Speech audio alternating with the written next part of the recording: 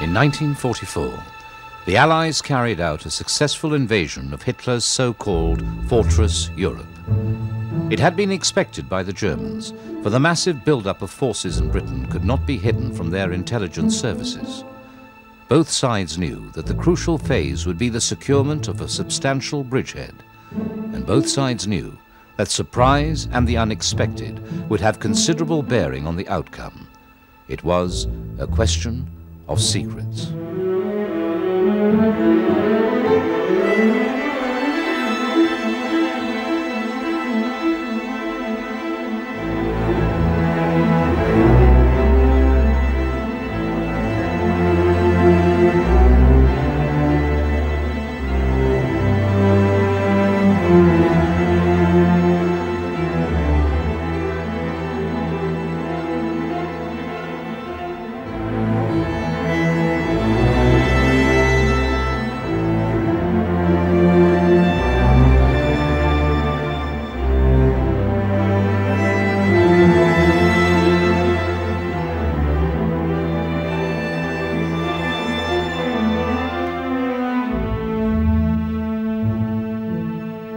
The paramount Allied secret for the defenders was where?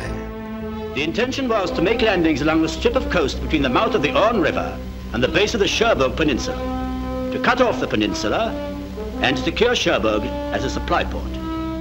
Knowing the landing area would allow the concentration of available resources to throw the invaders back into the sea.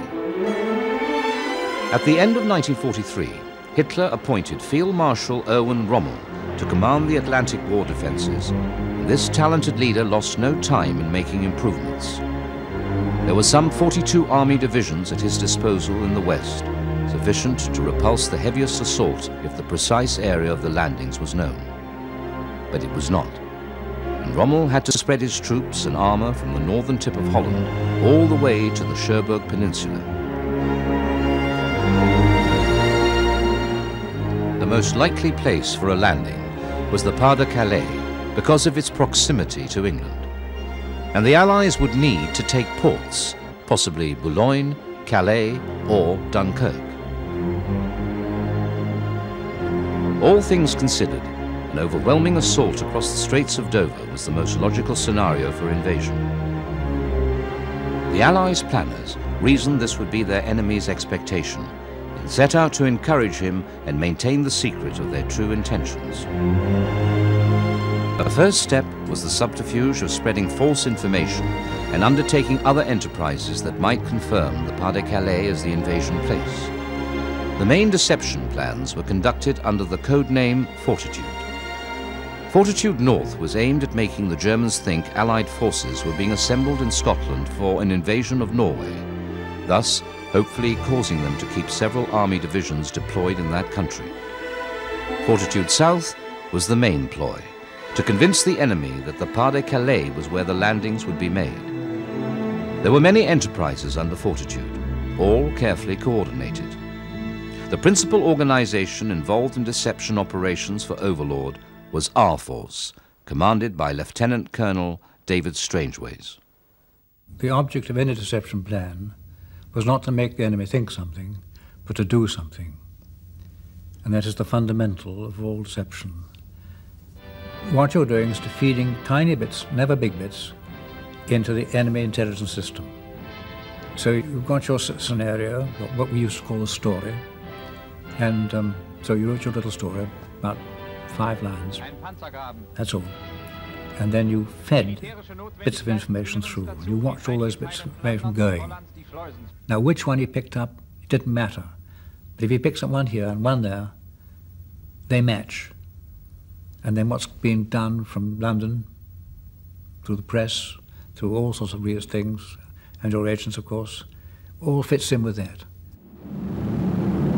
While maintaining a spread of bomber attacks on coastal defenses from the Netherlands to Brittany, the Allied air forces put a greater weight into those around the Pas-de-Calais.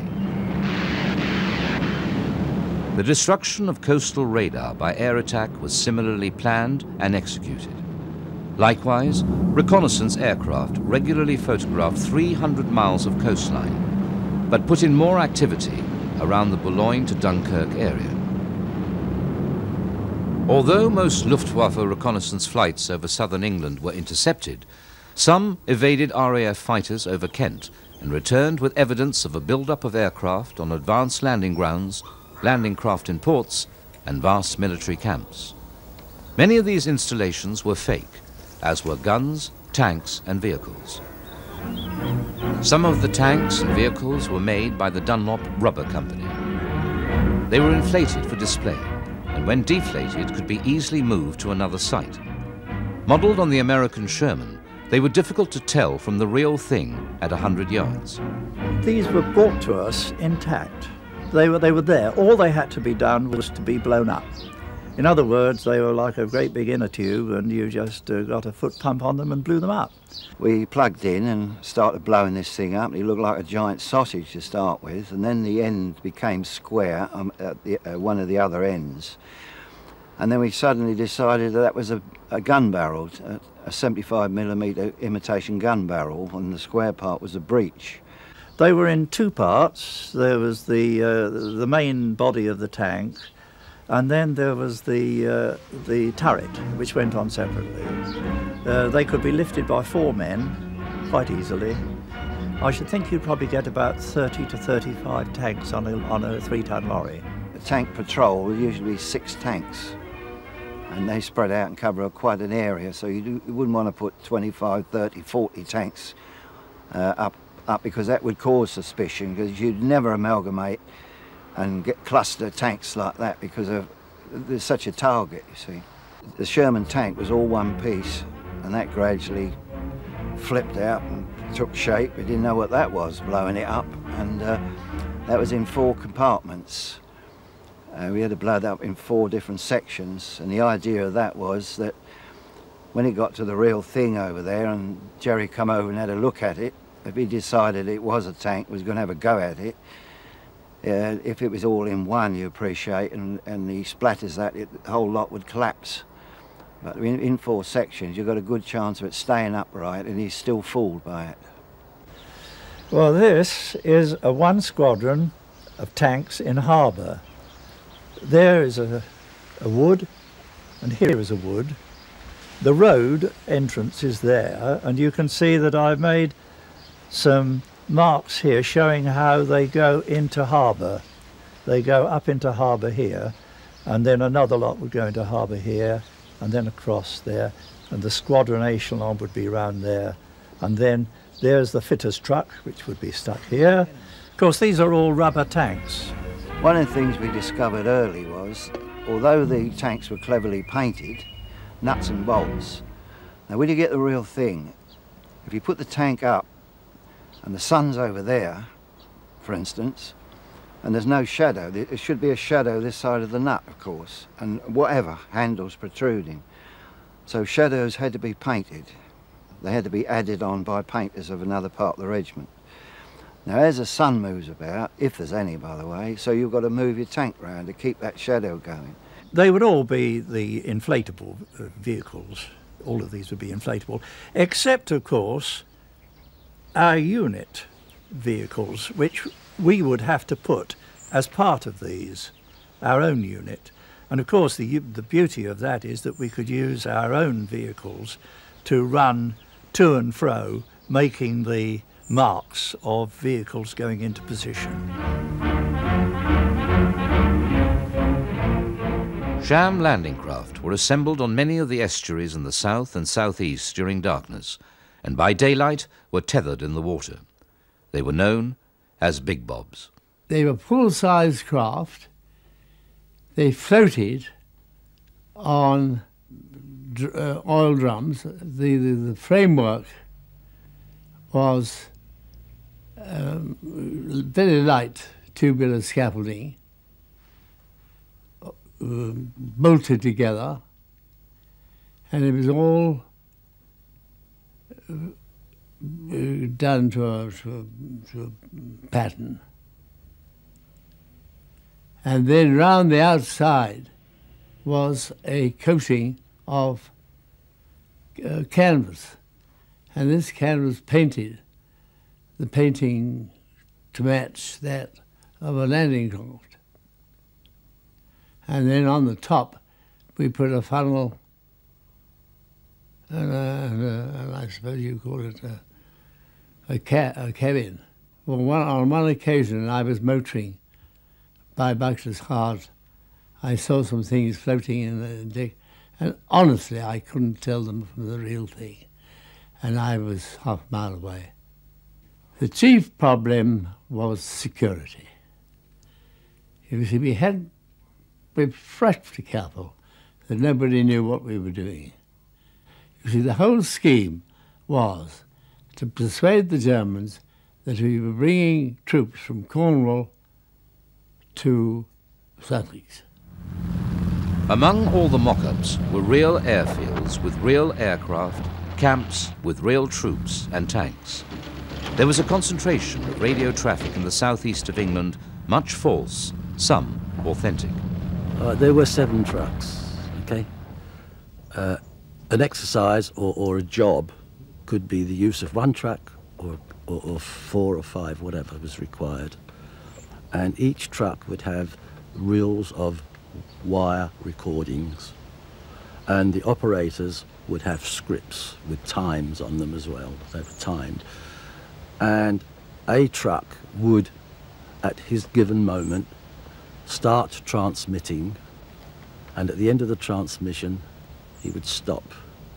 And if this was a question to another station, that station would send an answer. There were 2 reels affixed to the machine, shall I call it, with very, very fine wire, like a cotton. And we were told in the instruction we had that they were highly magnetized, and that they would record by means of a bleep system any Morse code. It would be normal, mundane information that operators would be asked to send out. It might be asking for reinforcements, it might be asking for ammunition supplies, it might be all kinds of things. If the wire broke and we retrieved the 2 broken ends, if we tied a reef knot, that's I think it is a reef knot where you have a centre and you can pull it tight together, and you could fuse that knot by the end of a lighted cigarette, and then blow on it to cool it down, and then clip off the edges and carry on. Now, the answer may come from one or any other vehicle because it's directed from a headquarters station, as it were, to outstations. So he might be speaking to any one of 3 or 4. And as one transmission went out, it was followed by the response or another to headquarters, and so the traffic would flow interlocked, one with the other, as a network, putting out the kind of transmissions that you would expect from the unit that they were representing. If it was an armoured corps, you would have the kind of information that tank commanders would be asking each other. If it was artillery, it was what gunnery officers would be talking to and about to each other. And it was done in this way. But of course we had to vary the pitch and the volume, because although the vehicle was, my vehicle was here, and the one I was broadcasting to was on the other end of this field here, we had to make it do that we were miles and miles away, and so we had to vary the volume to suit the script. Well, the script told us anyway. 6 trucks would be working, and not one of them would know what the other was doing, because it was secret. While these elaborate deceptions were intended to give the impression of a vast build-up of forces in Kent and Essex, at the same time they were conducted in such a way as to suggest that preparations were in an early stage, and that the planned invasion could not take place until the late summer of 1944. An important part of fortitude was the use of enemy agents who had been apprehended and turned to work for the Allied cause. They were cleverly cultivated to inform their masters of the troop concentrations in Kent and Essex, where General Patton was supposedly waiting with an army group. Perhaps the most successful element of fortitude was Agent Garber's advice to his German controller soon after the Normandy landings had taken place, stating that this was simply a large-scale diversion and that the main invasion would be in the Pas-de-Calais. This was believed, and for a few weeks Hitler kept several divisions, including panzers, in that area. A major aid to the success of Fortitude was Ultra, the German wireless ciphers regularly decoded by the organization at Bletchley Park. We had a special section set up looking at all the German signals for anything that could bear on what we had now been told about the deception program. And it was through Bletchley Park that signs of success were forthcoming. They began by assuming the landings would be in France. Nothing could change that. Fortitude kept them guessing as to where it would be, anywhere between Calais and Bordeaux. They finally narrowed it down to being anywhere between Calais and the Cotentin Peninsula. But they always thought it would be followed, if it was anywhere else, it would be followed by the Pas-de-Calais. And one of the reasons why they believed that was that one of the parts of the deception was to lead them to think that the Allies had over 80 divisions in the United Kingdom, which was more than twice what we had got, you see. So whenever we landed 20 divisions, they thought we got another 60 left. So that was the main force, and that kept them guessing till after, well after the landings were made. Bletchley Park was a top-secret establishment in a requisitioned mansion. Likewise, many secret headquarters of organizations committed to the Normandy invasion were located in country mansions. The Allied naval commander for the Normandy invasion, Operation Neptune, established his headquarters in Southwark House near Portsmouth, and this also became the forward headquarters for the land force commander, General Montgomery, who moved his mobile office into the grounds. It was here, on the 5th of June, that General Eisenhower faced the delays through inclement weather and made his momentous decision to launch the invasion. There were some enemy secrets that could only be obtained through clandestine operations along the French coast. British commandos landed and brought back details of the beach defences, allowing replica steel post, wire and cement structures to be constructed off Britain's west coast for engineer demolition teams to practice on. Enemy strongpoints, photographed from the air, were secretly reproduced in England so that troops tasked with assault of the real thing could have more realistic training. On the other side of the Channel, Rommel and his advisors were trying to hide the disposition and strength of their army formations. Extremely difficult amidst the hostile French population whose underground movements regularly reported to Britain. Some of these underground cells that had been identified by the Germans were allowed to function, deliberately being fed false information. However, there were limits to what the Germans could achieve in this direction. Measures to deceive were also an important part of the actual invasion operation. To make the enemy suspect the landings were coming in the Pas-de-Calais, on the night of the 5th of June, Operations Glimmer and Taxable were staged, involving 2 fake invasion forces. At sea, a small number of vessels simulated a vast number by noise and false radar signals.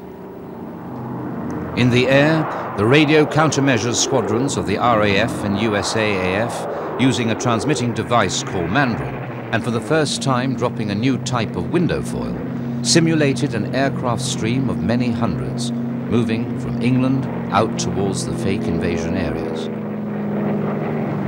Yet another deception was Operation Titanic. This involved 4-man parties of SAS parachutists whose task it was to simulate the dropping of a large airborne force in selected areas away from the real Normandy landings. They were aided by paragons, which were inflatable dummy parachutists dropped in fair numbers from the aircraft. Each was fitted with an explosive device which detonated on striking the ground. The SAS men had small gramophones which broadcast voice and battle noises. They also fired Very pistols and took other action to simulate battle noises. To further confound the enemy, at other locations, dummy parachutists known as Ruperts were released, and although about a quarter the size of the real thing, proved most effective. To improve their chances of success, the Allies had produced an array of secret equipment that ranged from the simple and inexpensive to the exceedingly complex and costly. The first paratroopers dropped at night would need some means of telling friend from foe in the darkness. Each American paratrooper was provided with a simple metal clicker, like that from a Christmas cracker. One click, answered with 2 clicks, was a friend. The British paratroopers had what they called a Baker-like duck, a plastic whistle that sounded like a duck's call. Among the lessons learned from the disastrous Dieppe raid of 1942 was the need to get invading armour past defensive obstacles and off the landing beach as quickly as possible. Specialised armour was required and led to the recall of retired Major General Sir Percy Hobart, well known for his inventiveness. Given command of the 73rd Armoured Division, in remarkably short time, his team developed a whole family of specialised armour for seaborne landings. For clearing a path through beach mines, a Sherman tank was fitted with 2 beams extending out in front and supporting a driven flail of chains. In operation, the flail exploded the mines without impeding progress of the tank. This idea had been developed on older model tanks and perfected on the Sherman, which, thus modified, became known as the Crab. The Crab was developed because we could retain the turret, the gun turret, with a 75mm gun and a coaxially mounted 300 Browning. We had to dispense, though, with the forward-firing Browning in the hull. It had a crew of 5, commander, gunner, loader, gunner and a wireless operator loader, and a driver and a co-driver. The co-driver originally fired the forward gun, but actually he wasn't able to do anything except pass prey and pass the ammunition up through the turret. My job was a tank commander, but I also was a troop commander. I had 5 tanks in the troop. This was more than the normal tank troop. And we practiced in teams with the Assault Royal Engineers, with their Churchill Averies, Assault Vehicle Royal Engineers.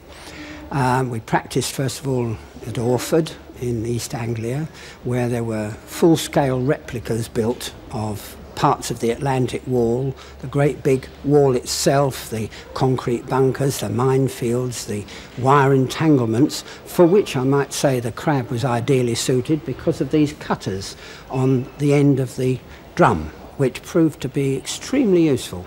Now, the flail beats a path about 9 feet wide, which is not wide enough for practical purposes for another tank to follow through. So the idea was that you had at least 2 flails, possibly 3, in echelon, either to left or right of the front leading one, with the driver putting the near side track in the offside track mark of the tank in front. The thought of travelling at 1.5 miles an hour through a minefield, which is put there specifically to enable enemy anti-tank gunners to more easily engage a target, that is not a very happy-making thought. Bases in England were kept secret. In East Anglia, for instance, the civilian population had been moved out of a large area of this training area. We were within it, and there were guards, so you couldn't get in. When we moved on the roads with the Crabs, they were sheeted up with an enormous tarpaulin with just 2 holes cut, one for the driver and one for the commander. Not very pleasant for the rest of the crew. And in addition to that, the roller, the roller of the jib itself had to be sheeted up separately, so that even if the top tarpaulin were off, you couldn't see what was underneath, the chains in particular, and the wire cutters. Wide tank traps and even rivers have been crossed with the aid of fascines carried on an AVRE-adapted Churchill. Most of the specialized armor developed was on a Churchill, no longer a first-line tank. A device to carry and eject a large bundle of wood enabled tanks to cross deep trenches or craters.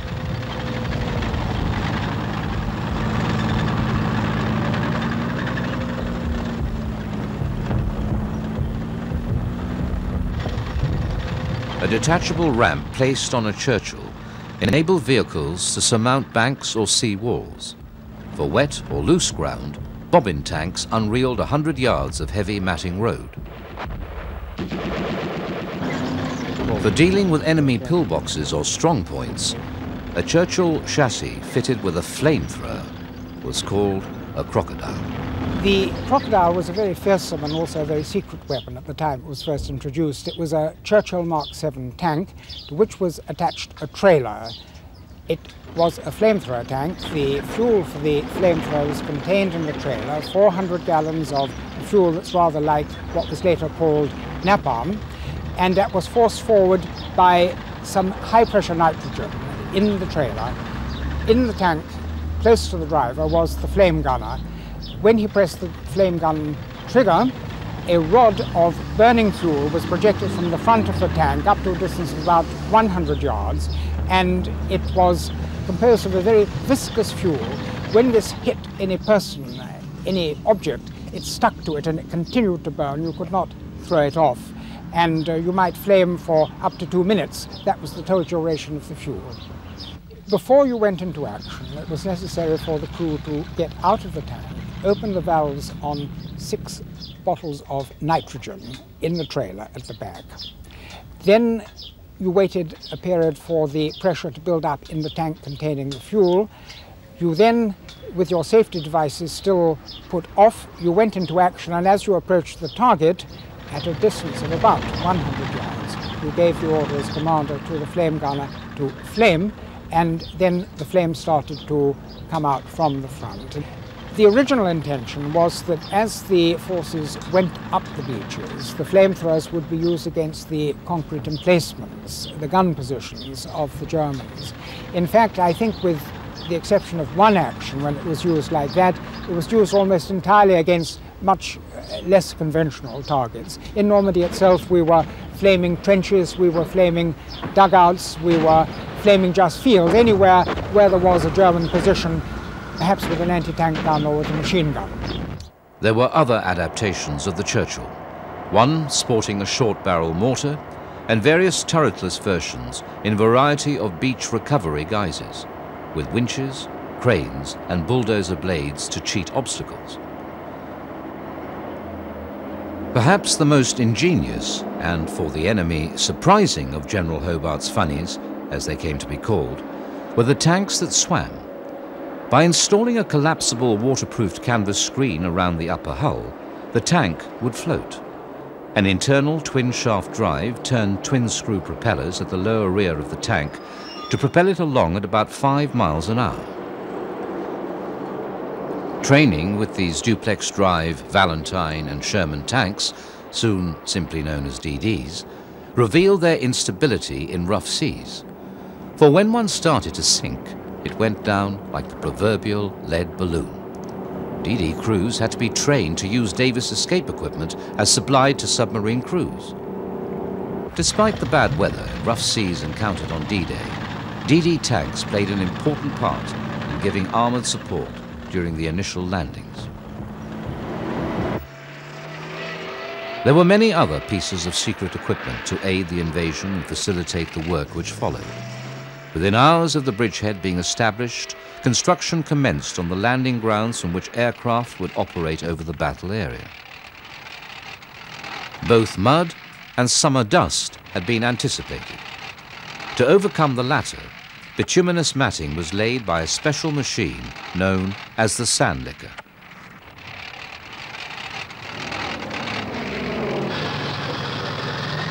A lifeblood of Allied armies and air forces that landed on the continent was fuel and oil, the subject of another closely guarded secret. The cover name Pluto was said to tell it all, being the initial letters of the project, Pipeline Under the Ocean. There were two parallel developments lest one should fail. HAIS flexible pipe was based on a process used in making submarine electric cable. The lead pipe, which formed the core, was armoured. First, with bituminous paper, cloth tape, and 4 layers of steel tape, each wound separately. Then jute cord and steel wire, and finally an outer skin. From the factory on the Thames, the pipe was coiled in the holds of the special cable-laying vessels, which were mostly adapted merchantmen. The apparatus used in laying the pipe was similar to that used for electric cable. Flanged connections were fitted to the ends of pipe lengths and bolted together to make leak-proof joints. A cable would be attached to the end of the pipeline, pulled over a very large winch with a 9-foot drum. A turn around the winch, this 9-foot drum. When the drum turned, it pulled the cable from the tank and pushed it forward over the bow. A very large sheave or jockey wheel over the bow. The cable rolled over the jockey wheel in the bow, down to the water. So long as the drum turned, the cable would be pulled from the tank and pushed forward over the bow, while the ship steamed ahead on the cable at about 2 knots. So between the ship steaming on the cable, the drum turning, it was a continuous operation, laying it for the whole 22 miles. When we laid the experimental pipelines across Swansea Bay, that was a smaller pipe, the experimental pipe, and we used to ask for aircraft to fly across to look for oil slicks, rainbow patterns on the water, but we never had any leaks. It was successful. The ships, converted merchant ships, cargo ships, 10,000-ton ships, were called HMS Latimer, HMS Ridley. Bishop Latimer and Bishop Ridley, burnt at the stake in Oxford in 1555. Bishop Latimer said to Bishop Ridley, "Be of good comfort, Master Ridley, and play the man. We shall this day light such a candle by God's grace in England, as I trust shall never be put out. Be of good cheer, brother. We shall this day kindle such a torch in England, as I trust in God shall never be extinguished." This, obviously, was the object of Pluto, to light a torch, a beacon on the continent. That quotation was on a plaque on both ships, the Latimer and the Ridley. That was our war cry. The second pipe type developed for Pluto used 2 or 3 inch diameter mild steel pipe with 1/4 inch thick walls. Short lengths were welded together in a dockside factory to form 3/4 mile lengths. Each weld was machined to give a smooth join as the welded length was gradually pushed out of the factory onto holding racks.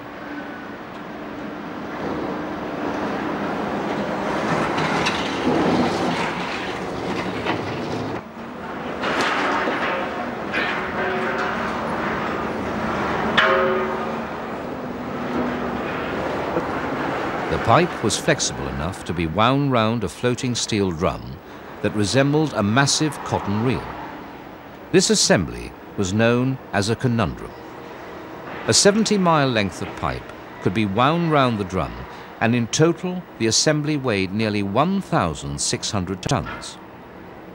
Towed by a tug, the drum revolved when the pipe was being laid. The other one was built like huge cotton reels, a steel pipe to carry water because they thought the possibility of poisoned or contaminated water, lack of water for whatever reason, they were going to lay freshwater pipes. We called them cotton reels. They were, in fact, huge cotton reels. The secret pumping stations were installed on the coast of the Isle of Wight, concealed in a bogus golf clubhouse, ice cream parlour and hotel. A second pumping station was placed in a bomb-damaged holiday resort nearby. Another pumping station complex was built at Dungeness, using houses and bungalows for camouflage. Project Bambi called for 4 pipelines to be laid from the Isle of Wight to Normandy and be fully operational 18 days after D-Day. We went on many exercises before D-Day, so the Germans never knew which was going to be the real one.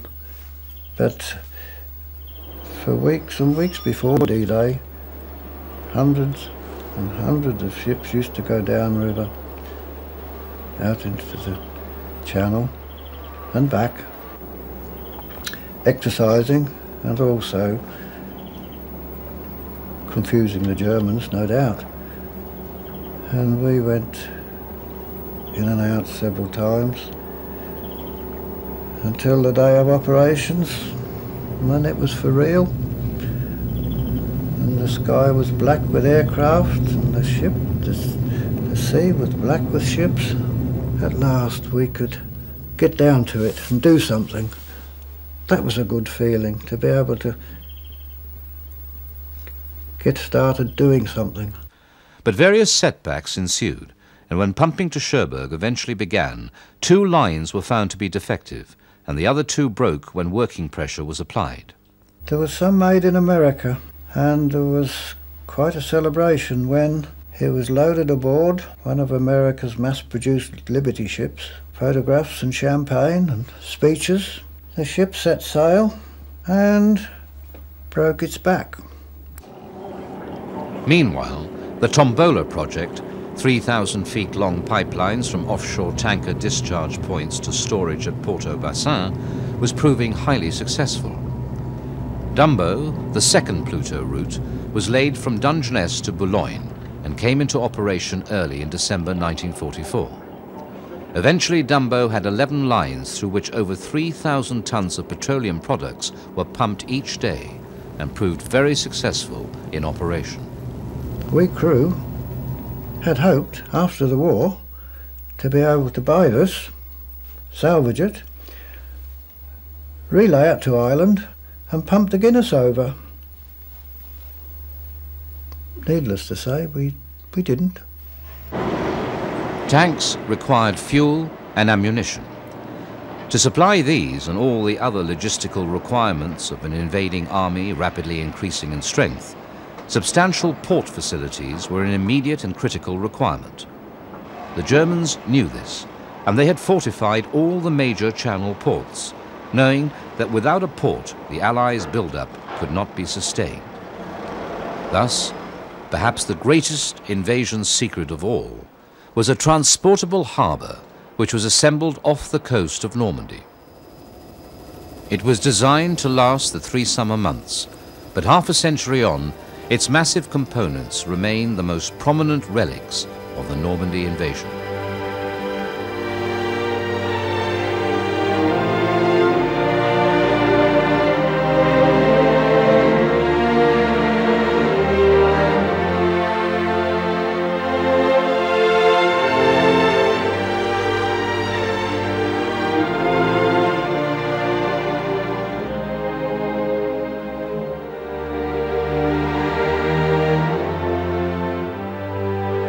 Under the cover name Mulberry, work on a prefabricated harbour capable of handling 12,000 tons of cargo and landing 2,500 vehicles a day had begun in Britain less than a year before the Normandy invasion. The basic function of a harbour is to provide calm waters around quays. The sea swells were to be diminished first by lines of block ships, old vessels deliberately scuttled. A further calmer of the waves would be steel floats anchored in lines beyond the block ships. At the two harbour sites, some 150 giant hollow caissons, each made of steel and concrete, were to be towed across the channel and sunk to form the main protective breakwaters. Piers to the shore inside the protective ring were to float up and down with the tide. One mulberry was to be placed at Saint-Laurent-sur-Mer and the other at Arromanches. The plan was that both harbours would be assembled and in operation 2 weeks after D-Day. The construction, transport and erection of these artificial ports was a colossal undertaking. Over 1.5 million tons of concrete and steel were used, and some 40,000 construction workers involved at one time or another. The giant concrete caissons were in two sizes, weighing some 110 and 70 tons each. They were, in effect, large concrete boxes, sunk by filling with water. They were made by the simple but effective means of excavating a pit to the required dimensions close to a tidal estuary. A cladding mould was constructed in the pit, and when the caisson was completed, the ground was dug away between the pit and the water so that the caisson could be floated out. The caisson was then sunk in a location where it might appear to be an extension to an existing port installation if spotted by an enemy reconnaissance plane. The caisson rose when pumped dry and was ready to be towed to Normandy. Most of these caissons, codenamed Phoenix, were built around East Coast estuaries. The Mulberry block ships, codenamed Gooseberries, set out from Poole, England on the afternoon of D-Day and were sunk at 5 locations along the invasion beaches. Cross-shaped welded steel floats, bombardons, each about 150 feet long and displacing 2,000 cubic meters of water, were positioned to the west of each port site to form an approximate 3/4 mile long immediate breakwater. The first Phoenix caissons were taken out next day. When these reached Normandy, they were sunk in an arc around the two sites, and those with anti-aircraft guns soon equipped and manned. One of the most extraordinary commands of the Normandy invasion was that of a floating lump of concrete. After we'd taken them round to Selsey Bill, or Dungeness rather, we also took some round to Selsey Bill, which is next to Portsmouth. And we were working up there, getting everything ready. We had to check all the Phoenixes to make sure there was a big box of tools on each one and so forth, which had to be checked. And also supply of emergency food and so forth. And there was a 2-gallon can of drinking water, and that's all. There were ships as far as one could see between Portsmouth and the Isle of Wight. You could walk across them almost. People were getting a bit fed up because there was no leave. We'd had no leave for quite a long time. And of course we didn't realise when D-Day would be. No one would tell us. Nevertheless, once we saw gliders and things going over the top in their hundreds, in fact the sky was thick with them and ships began to move, we knew that something was on. And we tied up to our first Phoenix, tug rather, and away we went. But of course it took us rather a long time because they were so huge, these caissons. I think they weighed somewhere about 6,000 to 7,000 tons. 60 foot wide, 60 foot high, 200 feet long. And they had a flat front. So 3 knots was about it. It took us the whole of that day, the night, and then the following, part of the following day to get there. 2 of them were lost, of course, to E-boats with torpedoes. I noticed that in the dark, star shells were being fired, obviously by some of our ships, to light up the sea where they suspected E-boats might be. And on board this Phoenix, it was an able seaman in charge, 2 ordinary seamen and a signalman. There were also 2 soldiers, but they were really passengers. Did you think you were going to get there to Arromanches? I sometimes wondered, to be quite honest, especially on one occasion when the actual Phoenix or caisson was sinking. It was listing very badly. I put this down, quite honestly, to the workman, not the design of the thing. But I rather imagine that somebody fancied an extra bag of cement at home and shoved it over the wall, because we had a huge crack form in one of the walls and the water was pouring in. We had a pump on board run by petrol, which was quite honestly useless. But on the side, each side of the Phoenix was a huge concrete block. I think the design of that was for some sort of anchorage, although I never saw it used for that reason. And I decided to let one of these go to see if we could lighten it somewhat and get rid of the list, because it was like the Leaning Tower of Pisa. And as I was in charge, I thought, well, I better go down and see what I can do about it. So I went down, and of course the Phoenix was leaning over me like that, 60 foot of concrete. And I thought, my God, if this thing comes over, I've had it. Anyway, my feet were in water, but I chiselled away, and my colleagues came down and gave me a hand because I couldn't do it on my own, and we cut it adrift. It didn't make very much difference, to be quite honest. So we clambered back on top, and I got onto the signaller and I said, get onto the tug, for God's sake, get a move on, we're sinking. And the tug certainly did put on a spurt. And we got there in time, and we got it in place, which I was very pleased about. As I say, we were 60 foot up on a piece of flat concrete.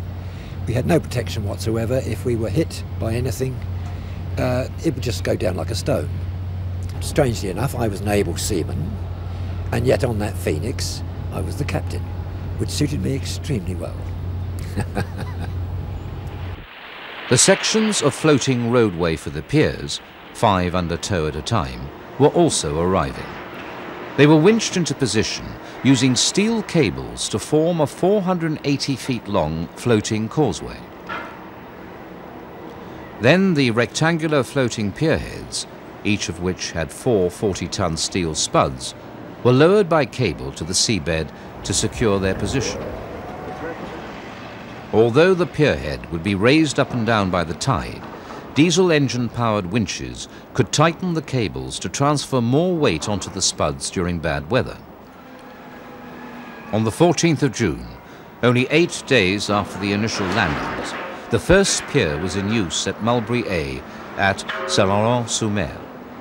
But 2 days later, the weather and rough seas checked construction and delivery of more components from England. The weather got steadily worse, and by the 19th it developed into a full-scale howling northeast gale, unprecedented for the time of year. Its ferocity was such that Mulberry A was wrecked. 20 of the 31 caissons then in place were damaged beyond repair. The piers were swept away, as were most of the other floating installations. Mulberry B at Arromanches did not suffer so cruelly, and while there was much damage to the floating sections, the Phoenix and Gooseberry breakwaters held up well. It was decided to abandon Mulberry A as a port and concentrate all efforts on Arromanches. Eventually, there were 7 floating pierheads, linked by 2 floating pier roads. Some sections of the roadway were telescopic, to extend or reduce its length as affected by the changes in tides. There were also 2 special piers with separate pierheads. The shorter barge pier to the west of the main piers handled all ordnance stores and dangerous cargoes, so that if hit by enemy action or through some accident there was an explosion, the main intake of the port would not be damaged. The other special pier to the east was constructed to handle LST deliveries. The LST craft carried vehicles, tanks, and heavy towed equipment. The vessel's 2 bow doors opened and a ramp was lowered so that the vehicles could be driven out. They were designed for delivery straight onto beaches, where unloading was usually delayed by tides. The LST pier usually allowed unloading to be completed within an hour, as compared with from 3 to 9 in beach operations. Moreover, 2 high-level ramps on the pierhead allowed light vehicles on the deck to be unloaded at the same time as the heavyweights through the bow. In addition to the piers, facilities were available for small craft to operate a ferry service from very large vessels with a draft that precluded their use of the piers. Although it had been used elsewhere and steadily developed over the past 3 years, the amphibious vehicle known as the duck played a major role in transportation from ship to shore. Wheel and propeller drives could be engaged independently, and despite its ungainly appearance, the duck was quite maneuverable, both on land or in water. As each installation at Arromanches was brought into operation, the intake handled grew, and by late July it had reached 136,000 tons a week. At its peak, more than 15,000 personnel were manning Mulberry. By the late autumn, the Allies had captured and put into operation sufficient channel ports to be able to dispense with Mulberry, the last major cargoes being unloaded in November. By then, some 250,000 troops and 40,000 vehicles had passed through.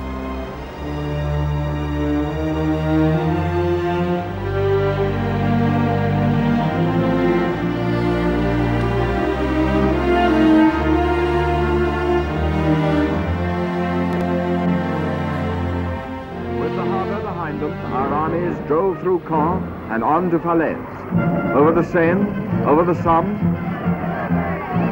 through Lille and into Belgium, on through Brussels and into Holland, to the frontiers of Germany, and on towards Berlin. How much the secrets of D-Day in their various forms contributed to the overall success of the Normandy campaign is difficult to assess. But what is certain is that their contribution was significant.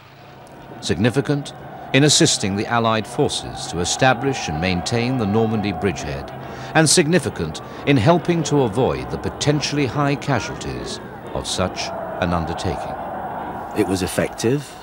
It saved many days of battle, saved lots and lots of lives, of that I'm sure. I'm very pleased that I was involved. In spite of what we had done and what we thought was silly games, I think it did turn out that we did do something to save some lives. Do you think it saved lives? Oh yes, many, many lives. Oddly enough, on both sides. And that I used to rejoice in. Why do you say that? Well, I don't think war is all just killing. It's gaining ground, objectives, not just killing. I don't think that makes sense. They have to be. I mean, you have to have killing in war. I mean, that's always about it. But it's far better to capture an entire force than kill it all. I think. And bluff can help. Oh, enormously. It isn't bluff, it's feeding the enemy intelligence. It's up to him. He is prudent enough to accept it. There it is.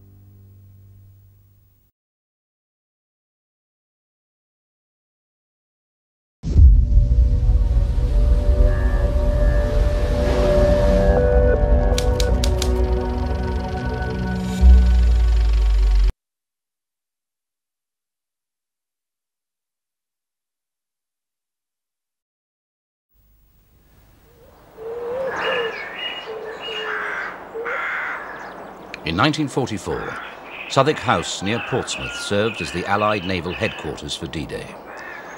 At 21:30 hours on Sunday, June the 4th, General Eisenhower met here with his chiefs of staff. Severe weather had previously halted the invasion. Eisenhower knew that any further postponement would risk the security of the operation and the morale of his troops. That evening, there was an unexpected break in the weather, and once more the invasion forces set sail. In the early hours of the 5th of June, General Eisenhower reaffirmed his decision and irretrievably committed 156,000 troops to the invasion with the words, "Okay, let's go." The greatest armada in history was underway. This time there would be no turning back. For the thousands of soldiers already mobilized, weeks of uncertainty and waiting were finally over.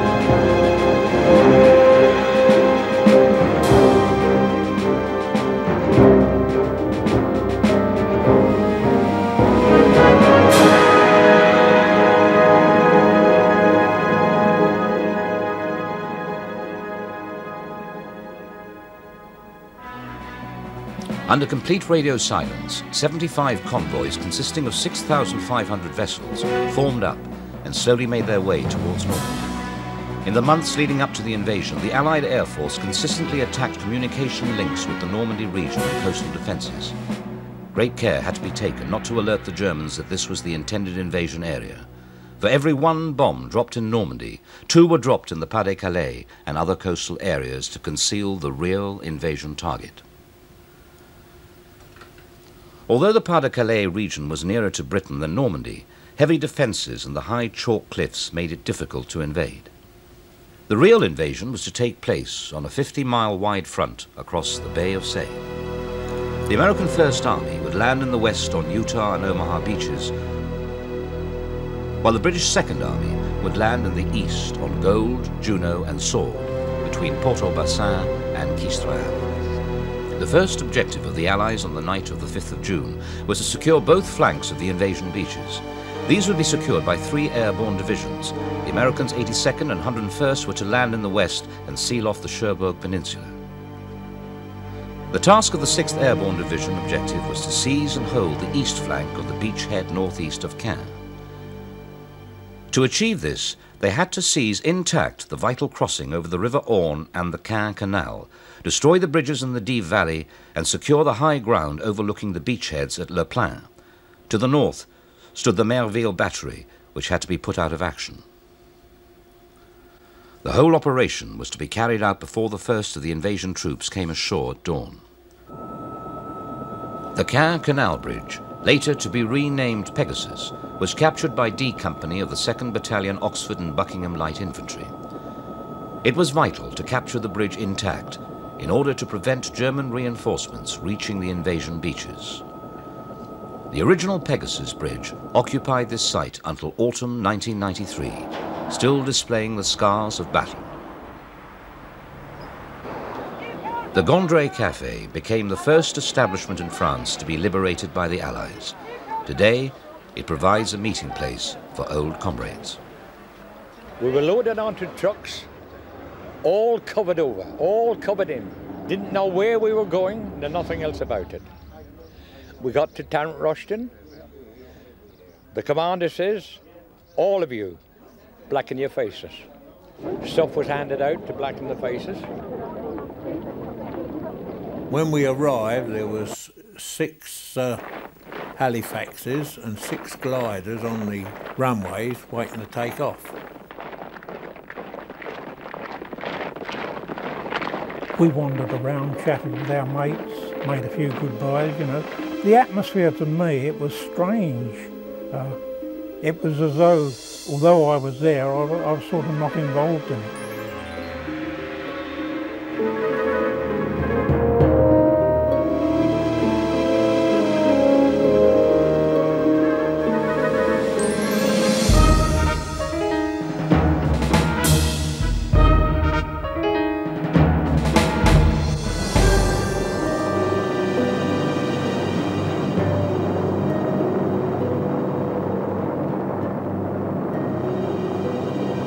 Once being in that glider and then taken off, my thoughts began to wander back to my wife.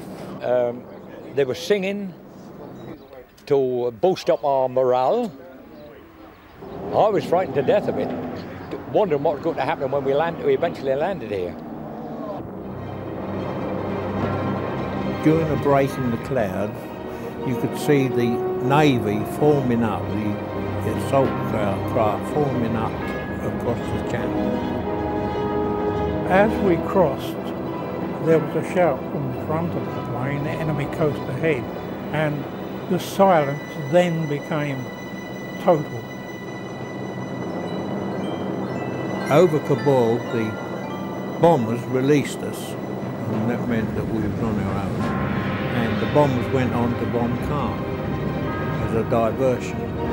And then it was compass flying and skill of the pilot that brought us in, and we circled and came in round, and we couldn't see where we were, and suddenly there was a break in the clouds, and Jim Warburg could see the canal and the bridge, and he knew he was exactly on course.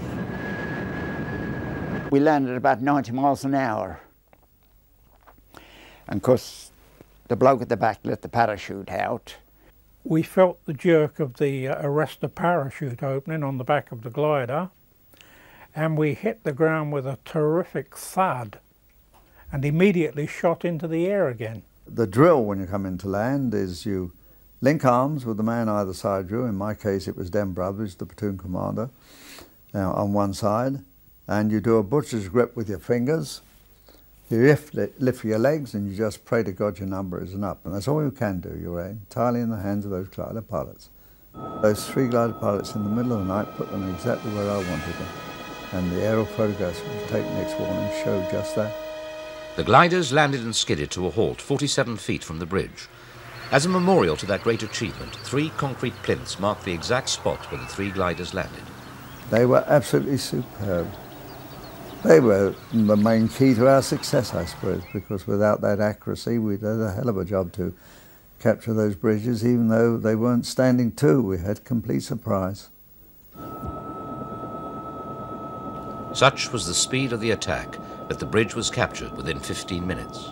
A flare went off, and I could see people streaming across the bridge, which would have been 25 platoon led by Den Brotheridge. As platoon leader, Lieutenant Den Brotheridge led the first assault across the bridge, he was fatally wounded and became the first Allied soldier to die on D-Day. It really hit John Howard when the message came back that Danny Brotheridge had been seriously wounded. It came as quite a shock to think that one of our lads had been killed.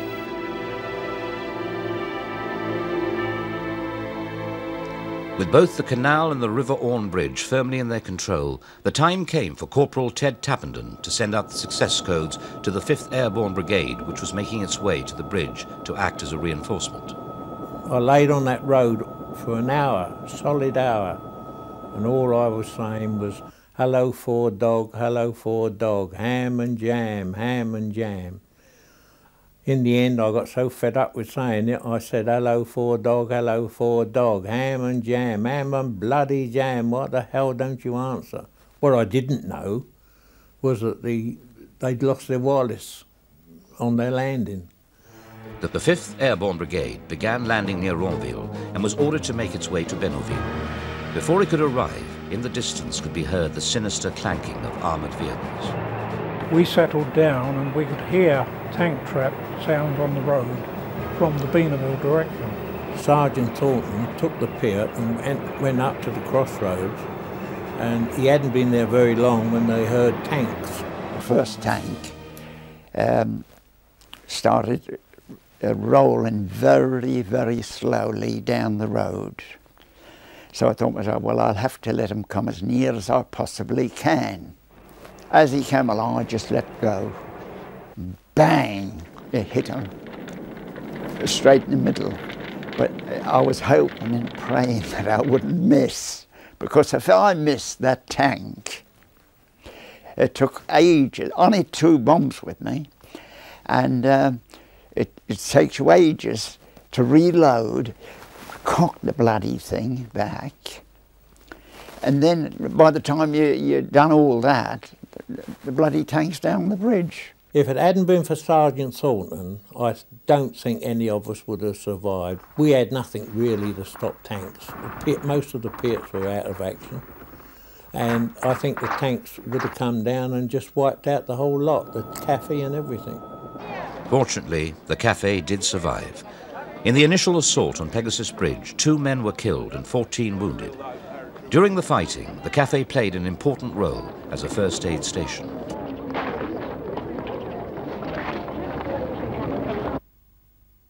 The success of Major John Howard and his men in capturing the bridges in the first half hour of D-Day prevented German armoured divisions moving in from the east and attacking the invasion beaches.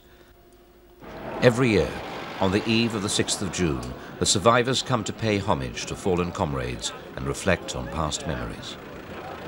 And as I promised, the sound the parachutists heard as they dropped, telling them that the bridges had been captured, correct, was this, the Victory V.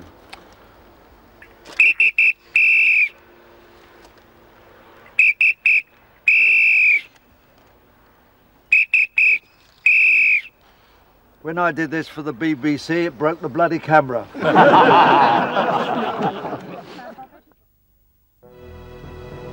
Within half an hour of the bridges across the Caen Canal and the Orne being secured, the 5th Parachute Brigade began landing near Ronville. They were ordered to meet up with Major Howard's troops and reinforce them. To the southeast, the 8th Parachute Battalion, supported by the Royal Engineers, dropped near the village of Troarn, where its task was to destroy 2 bridges, whilst the 1st Canadian Parachute Battalion dropped in the area around Valaville to destroy a further 2 bridges in the Dives Valley. The 9th Parachute Battalion was to land and silence the German battery at Melville, which was threatening the invasion beachhead at Sword. Throughout the night, the various elements of the 6th Airborne Division took off towards the coast of Normandy.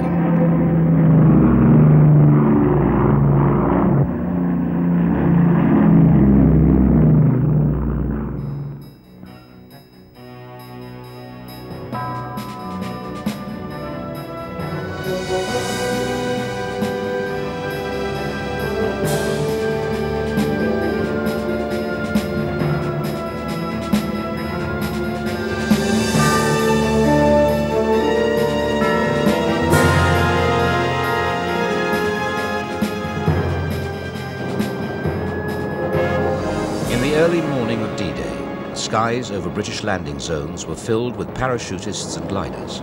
Up to 250 aircraft would be dropping troops in the area at the same time. Such was the congestion that several Dakotas nearly collided with each other.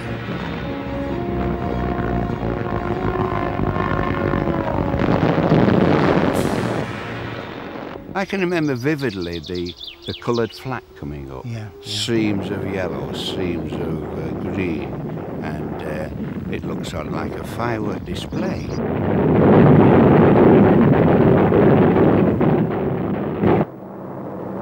A lot were getting hit because they were dropping at 800 feet.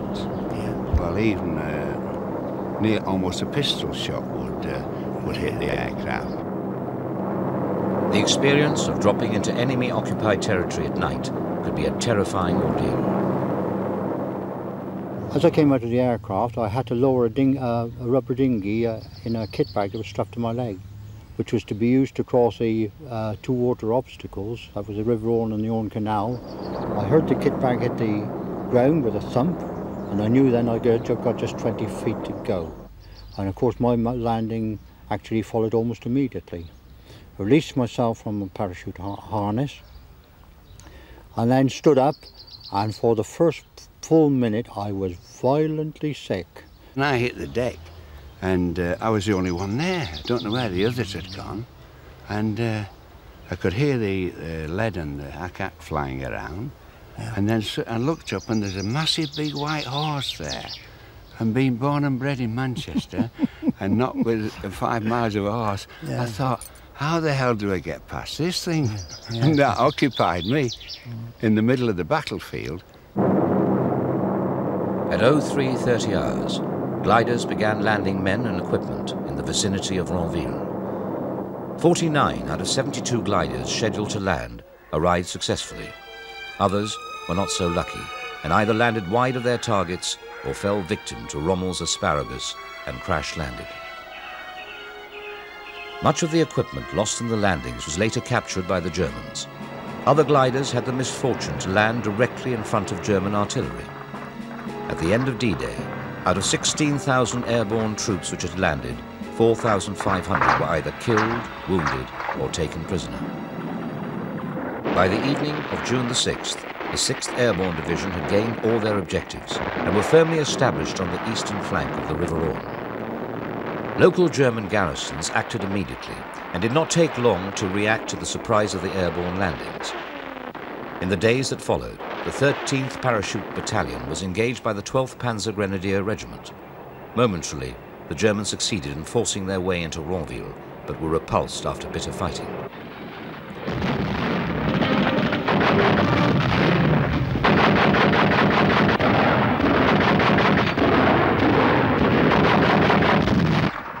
During the fighting, isolated pockets of Paro were captured. One such victim was Private Frank Gleason. Whilst crawling through a wheat field, he fell straight into the path of a German patrol. We just knocked off the infancy about 3 hours before, and when I dropped on top of them, I mean, it was 50-50 whether they carried on with it, you see. And I still had my pistol in my hand, you see.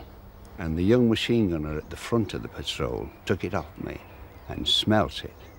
And I looked straight down the barrel and I thought he was going to let fly. Because he thought I'd killed their officer, you see.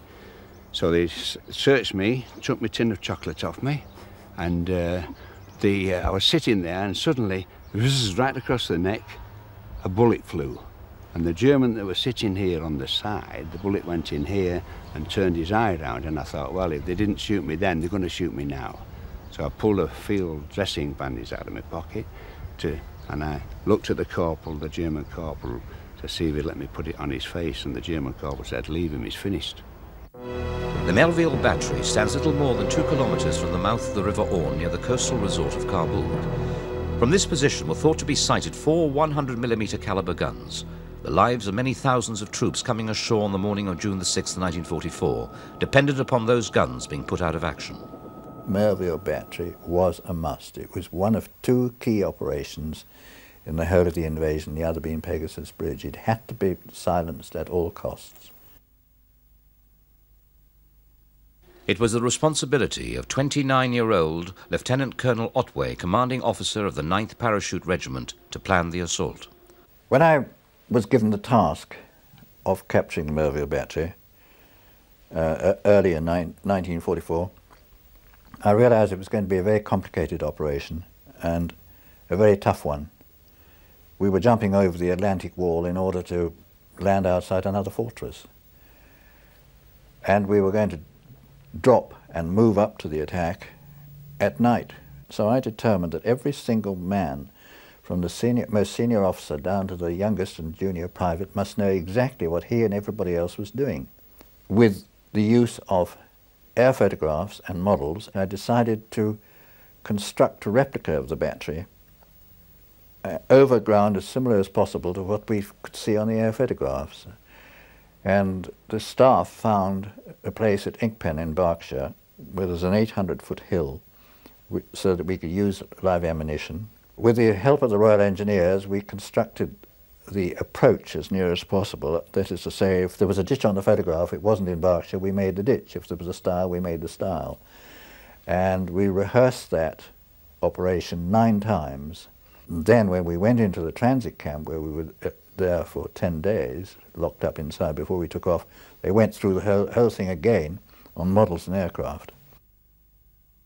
I was concerned about security, because obviously if there had been any breach, it would have been disastrous. So I asked if I could have 12 RAFs, Women's Royal Air Force, in civilian clothes, glamorous, beautiful, attractive girls. And I gave the battalion 24 hours leave to go into Newbury and sent these girls in there.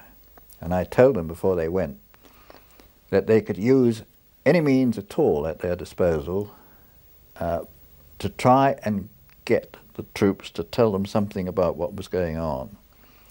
And I left the any means to their decision. The result was, whatever means they used or did not use, they didn't get any single thing out of the troops. I never inquired what means they used. On the evening of the 5th of June, the Dakotas of No. 46 Group carrying the assault team made their way towards Normandy. Well, I stood in the door of my aircraft before we crossed the coast, and it was bright enough for me to see down below. We went out over the Severn, the Isle of Wight, and the place was absolutely full of ships. And then I looked up in the air, and it was full of aircraft. Aircraft all over the place. Well, the plane taxied down the runway, and off we went. And it didn't seem long before the word was passed around 20 minutes to go. Then all of a sudden, we were approaching the coast of France. And suddenly, all hell was let loose.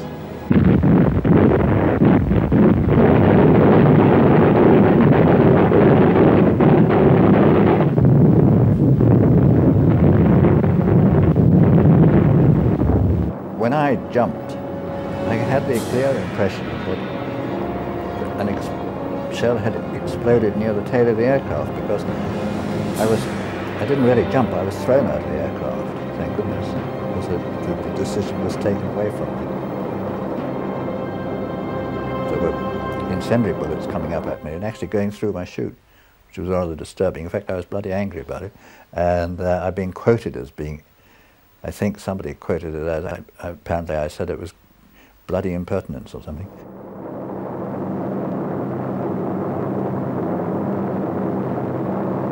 Approaching the drop zones, many pilots had taken evasive action to avoid German anti-aircraft fire. The bulk of Otway's forces fell far from its target. Some were drowned in the flooded pastures below. The cost to Otway in men and supplies and morale was immeasurable. I was absolutely demoralised. I was expecting to see 100 of us there, but I didn't know where I was. And suddenly one parachute came down. I was absolutely shattered. 100 all ranks out of 700 that we'd taken off with. And we were due to move off according to orders at 2 in the morning. But I hadn't told anybody, but I'd kept a reserve of 15 minutes up my sleeve, so to speak. So I waited those 15 minutes. And another 50 men came in, and that was it. That was all I had, 150 all ranks. And I had 20 Bangalore torpedoes out of 60, one radio set which didn't work, and I later discovered I had no mine detectors, no tapes, and I had one Vickers machine gun out of 6. I had no mortars. In fact, I had really damn all, except a good bunch of men. Many of Otway's men had perished in pastures deliberately flooded by the Germans. Once they got into that water, which had a base of sucking mud, because I was wading through it myself, and I know that, they hadn't got a hope in hell of getting out. They couldn't pull themselves out. Another man and myself tried when we were crossing there to get 2 or 3 of them out. It was horrible. We couldn't get them out. And they drowned in front of us.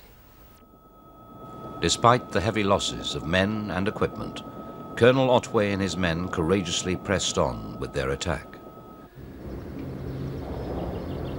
Surrounded by layers of barbed wire, anti-tank ditches and minefields, the battery formed a veritable fortress. Housed within each of the 4 casements were thought to be 100mm heavy guns, similar to those at Looming, capable of bringing down devastating fire on the troops landing on the beachheads. The plan was bold.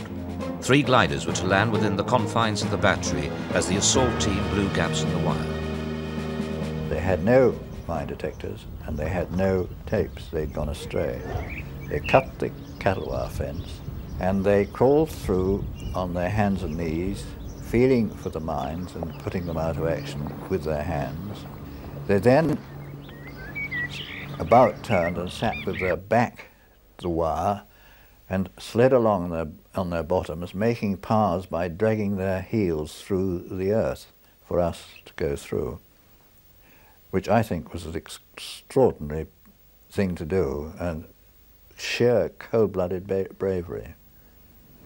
The assault team waited for the first of the 3 gliders to arrive. I had no mortars with which to fire flares to illuminate the battery for the gliders. The first glider circled, he couldn't see anything, and he went off eastwards and landed somewhere between Merville and Coburg. The second glider came over, he also circled, and landed in an orchard a couple of 100 yards behind us on fire. It had been hit by incendiary bullets from the battery. With the planned glider assault having failed, the ground forces began their attack. I gave the order to go in. I shouted, in fact, get in, get in. And they went in, yelling their heads off. I was shouting, bastards, bastards, bastards, and zigzagging down, and the ground was uneven, which might save your life. On my left, I momentarily heard shouts of mines, mines, mines, and explosions. The first men to go in that hit the apron fence, which is a barbed wire fence made like that, fell down on their face on top of it, and the others used them as a bridge going over, and then they got up and followed them. We carried on firing, and there was crossfire. It was like running a gauntlet. You were lucky or not lucky. And suddenly, I reached the rear of the gun, and we threw a couple of grenades in there, and the Germans pushed each other out, shouting, "Rusky, Rusky, Rusky." We handed the prisoners over, and then it was sort of mopping up, carrying our wounded out, or pulling them out on sledges which were on site. I didn't know what these sledges were there for, and I later learned they were there for carting ammunition. We'd gone in with 150, we came out with 75 on our feet only. The remainder were dead or wounded. Although the Germans reoccupied the position later on D-Day, such was the damage to the guns that their firepower was reduced to a trickle. Many thousands of lives were saved as a result of Otway's actions and the men under his command. The majority of those killed from the 6th Airborne Division lay buried in Ronville Cemetery. Private Eddie Gurney of the 7th Parachute Battalion, who landed here on D-Day, returns every year to pay his respects to fallen comrades and reflects on a story of a very different kind. One of the people that had was the dog handler for the 9th Parachute Battalion was a certain Emile Courtil, who was more or less pressed into being a dog handler because he'd been caught poaching in England, or so the story goes. And when he was put on the charge and brought before the commanding officer, he was given a lighter sentence, providing he volunteered to be a dog handler. Unfortunately, on D-Day, they were dropped astray, and they were trying to make their way back to the Merville battery, and when they saw a quantity of aeroplanes coming in quite low, and as they got nearer, they recognised them as British planes. They waved to them, Unfortunately, they were in the wrong place, and the Air Force had instructions to machine gun anything that moved in that area. And Emile Courtil and his dog, with other members of the 9th Parachute Battalion, were killed. He is buried in Ranville Churchyard, in actual fact, in a grave with his dog. And on the base of his headstone, he has an inscription to that effect.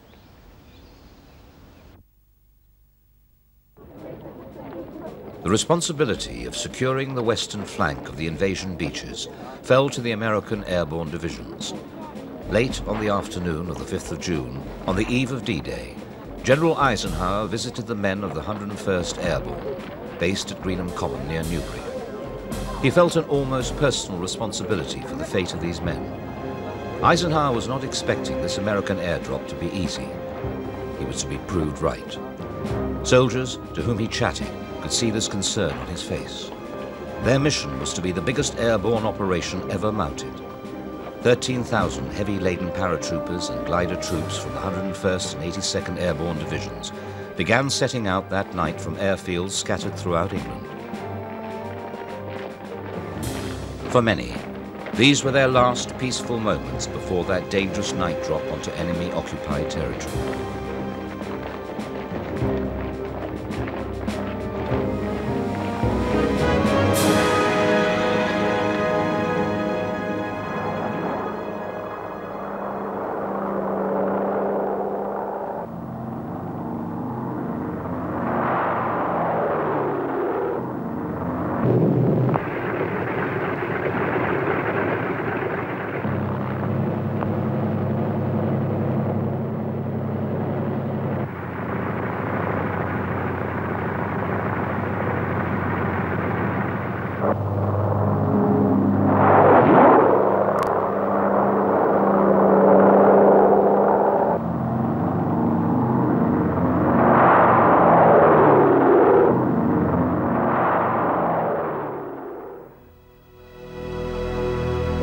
The plan was for 2 divisions to fly west to east across the Cherbourg Peninsula.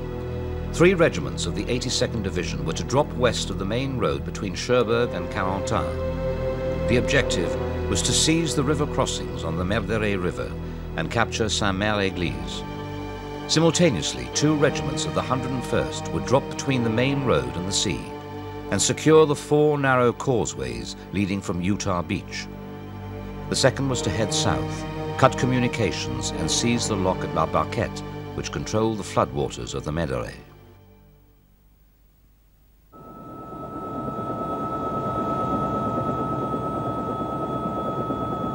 The small market town of Saint-Mère-Église was at the core of the whole American drop. It stood on the main road from Cherbourg, which ran through the center of the town. The capture of Saint-Mère-Église was vital in order to prevent German reinforcements reaching the western flank of the American beachhead and the narrow exit roads leading from Utah Beach.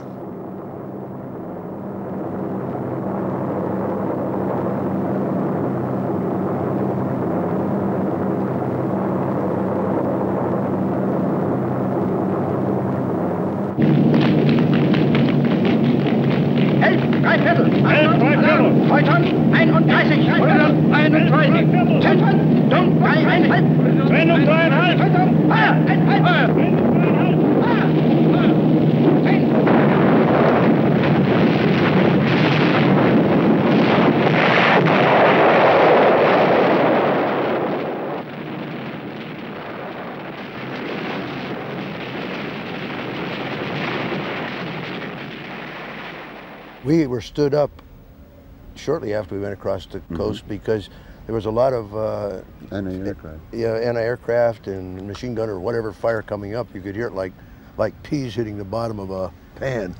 And finally the jump master said, "Stand up and hook up because it's safer than sitting down."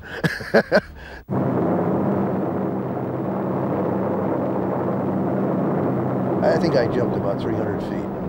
Right. So I was still oscillating in my chute when I hit the ground. I broke my ankle. We jumped awful low. It seemed that my chute no sooner opened than I hit the ground. I guesstimated about 250 foot. That chute, you fall about 80-some feet before the chute will actually open. That thing opened and man, you were down. And thank God for it. You didn't want to be hanging in the air any length of time. They had a war going on down there.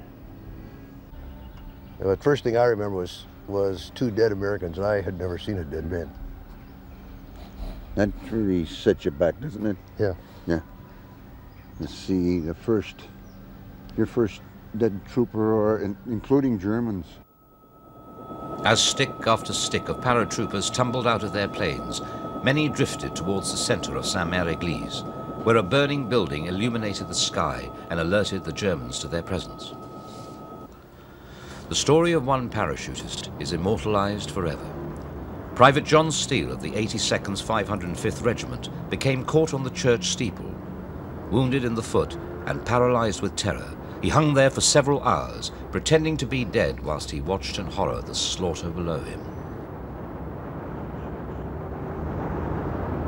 From June 1943, the Germans began opening and closing the lock gates at La Barquette, which controlled the floodwaters of the Merderet Valley.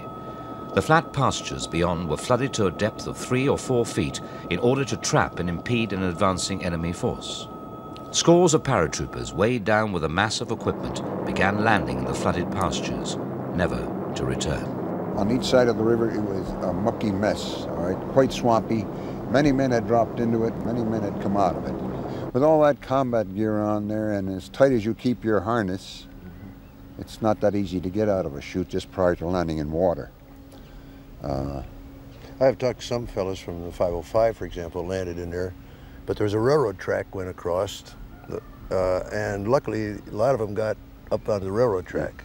If that hadn't been there, there'd been a lot more of them drowned, I think.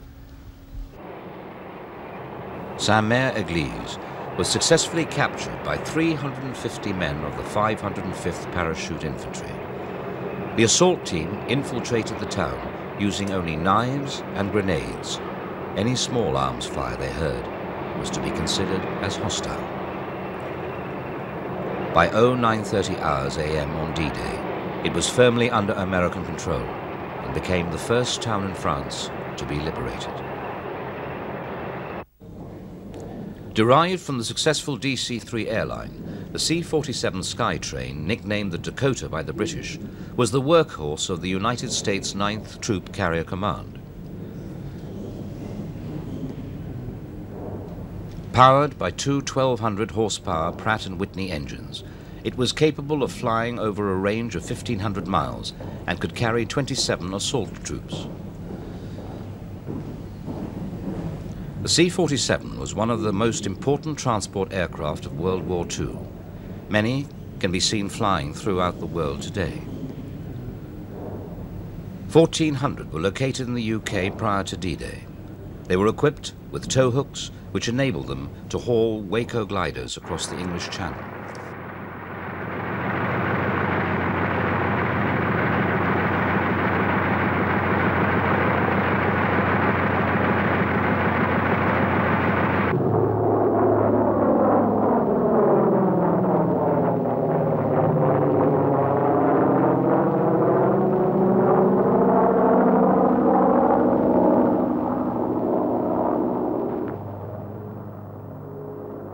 The Waco glider was preferred by the Americans over its British counterpart, the Horsa, because of its ability to land in small fields.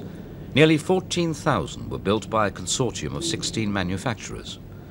The cockpit was equipped with elementary controls, whilst the rest of the glider was built of canvas and plywood around a tubular steel frame.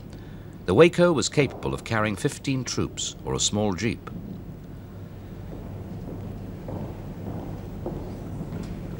The pilot released the glider from the tow plane by means of a lever situated between himself and the co-pilot. Once released from the tow plane, the glider went into a steep dive. There was nothing the troops could do except brace themselves for the impact of landing, as this training film shows.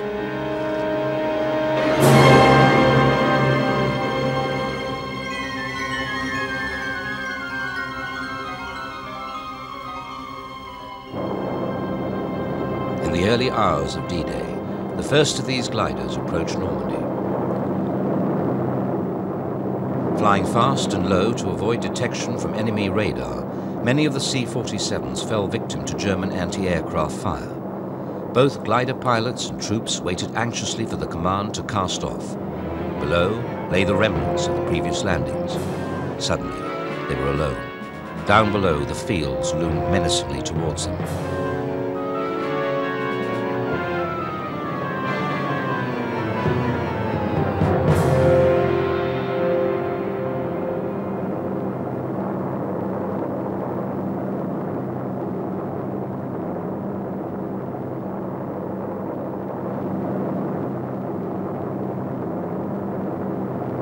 Many gliders crash-landed, killing their occupants, a fate suffered by all too many glider-borne troops.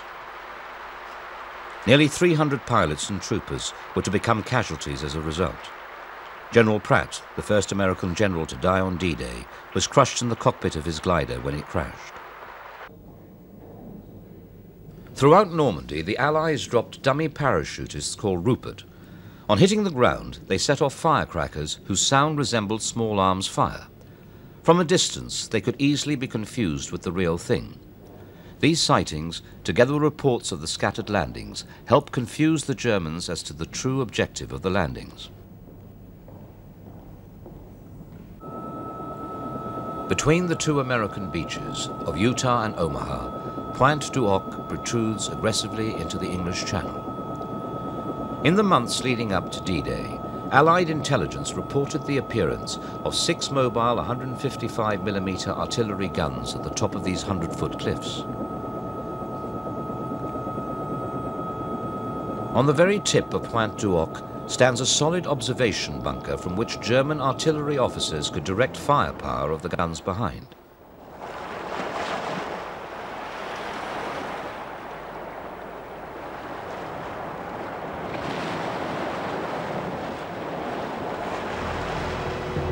The 6 mobile 150mm guns had a range of 10 miles and posed an overwhelming threat to the American beaches of Utah and Omaha and the ships approaching from the sea. When threatened by bombardment, the guns were able to be moved to alternative firing positions. It was imperative that the guns be put out of action before the first of the troops landed on D-Day. It was the unenviable task of the 2nd Ranger Battalion to scale these cliffs and make the guns inoperative before the invasion troops came ashore or as near to HR as possible.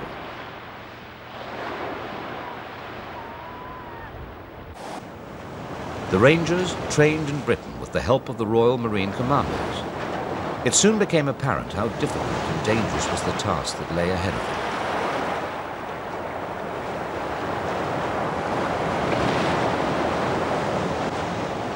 The majority of the training took place near Bude in Cornwall. For weeks, the Rangers practiced over and over again the art of scaling cliffs, using rope ladders and grappling hooks. The initial assault on Pointe du Hoc would be made by D, E and F Company of the 2nd Ranger Battalion. Meanwhile, C Company, with a small force of 68 men, was to scale the cliffs at Pointe de la Percée and overrun a German fortified position. If the assault on Pointe du Hoc failed or was delayed, A and B Company of the 2nd Ranger Battalion would land together with the 5th Ranger Battalion on Omaha Beach and fight their way towards Pointe du Hoc. At 04:30 hours, from the transport ships 11 miles off the coast, the Rangers embarked into LCAs and made their tortuous 2-hour journey through rough seas towards the shores of Normandy.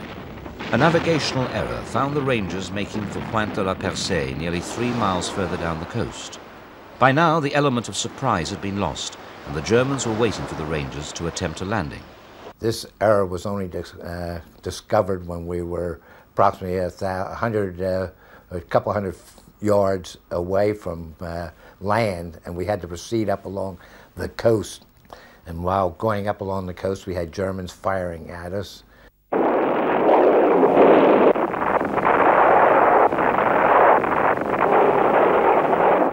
The seas were so tumultuous that we shipped an awful lot of water in our boat, which completely dampened and wet down the rope ladders and the toggle ropes and the just plain hand climbing ropes, so that when we touched down, We fired these off with the mounted to the rockets, and they didn't carry to the top of the cliff because they were so heavy. So that left us with no immediate way of getting to the top of the cliff. So fortunately, we had smaller hand rockets with a lighter rope that was only maybe quarter of an inch in diameter that we used to shoot up. Under heavy small arms fire and grenade attack, the Rangers battled to scale the cliff. My radio man, he had a 300 set, which weighs about 50 pounds with a long aerial on it, and he was running out of strength at the top of the cliff. He was maybe 5 feet from the top, and he said to me, I was on the next rope next to him, Len, help me, I'm running out of strength, I'm going to fall. And I said, Bob, I can't. It was Bob Fruling. I can't help you because I'm running out of steam too. Don't forget, at this point in time, they're shooting at us and trying to cut our ropes and trying to make us fall. But one of my other men, Len Rubin, he was built like a gorilla, a very powerful man, and he happened to be right just a few feet away, and I yelled, Rube, help Bob, his strength is giving out, and he grabbed Bob by the back of the neck, and he was such a powerful man, he sort of flung him or grabbed him and threw him over the top of the cliff, and he went rolling with the aerial whipping around, and fortunately made it through the help of Len Rubin getting over, and I got over on my own. The destroyer Satterlee, with great risk to itself, closed into the shore in order to give the Rangers artillery support. Where we came, fortunately, the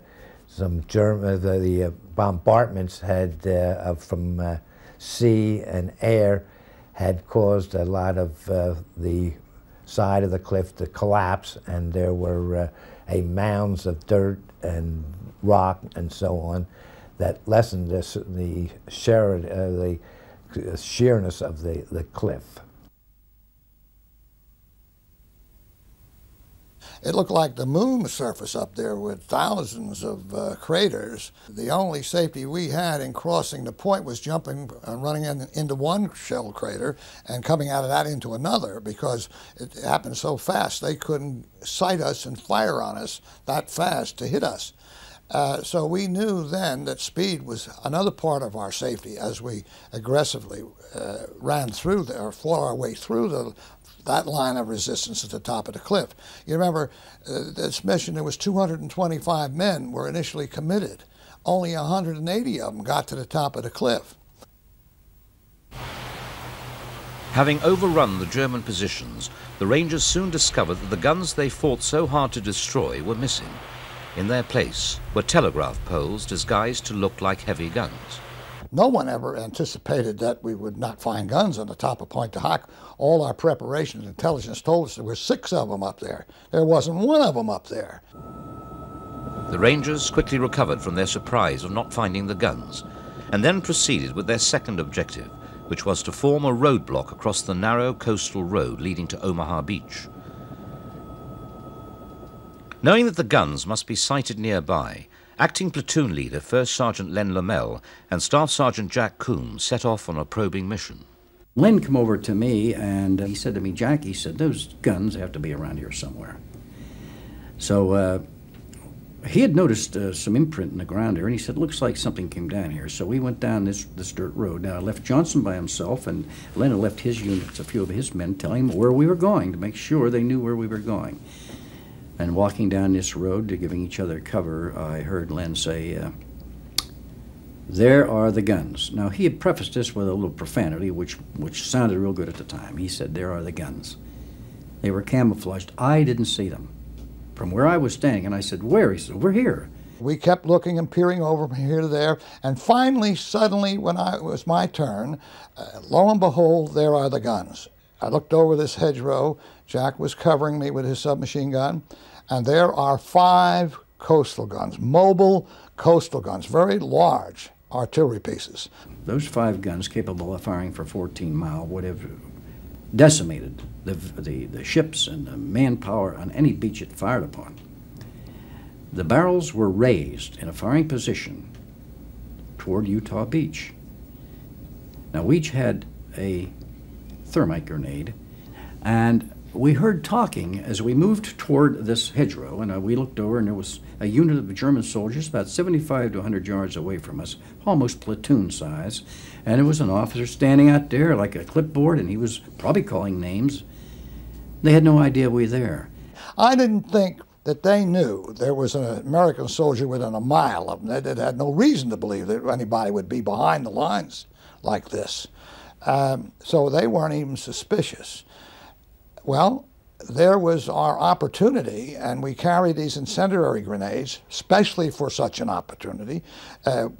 Jack jumped up on top of the hedgerow, says, "I'll cover you." I jumped into the emplacement and put one incendiary grenade into the traversing mechanism and the elevation mechanism, and that is intensive heat, molten white heat that melts the gears, the metal, into one piece and renders that big gun inoperative because it can't traverse and it can't elevate its tube or its barrel. So then I only had his grenade and my grenade because we didn't expect to be there just by the two of us. So I quickly took my field jacket, wrapped it around my gun stock, and hit the sights of the various guns to do as much damage to render them inoperable as well. Some people thought grenades, fragmentation grenades, were thrown down the barrels. That's nonsense. You couldn't get that high. What was I going to do, stand on Jack's shoulders to get up to the muzzle of that tube? But that wasn't so at all. That was speculation and of people who read books that were misinformed. Sergeant Rommel was awarded the American Distinguished Service Cross for valor. In addition, General Montgomery awarded him the British Military Medal for his actions on D-Day. For 2.5 days, the Rangers successfully fought off repeated German counterattacks and clung desperately to maintain the roadblock at the Pointe du Hoc.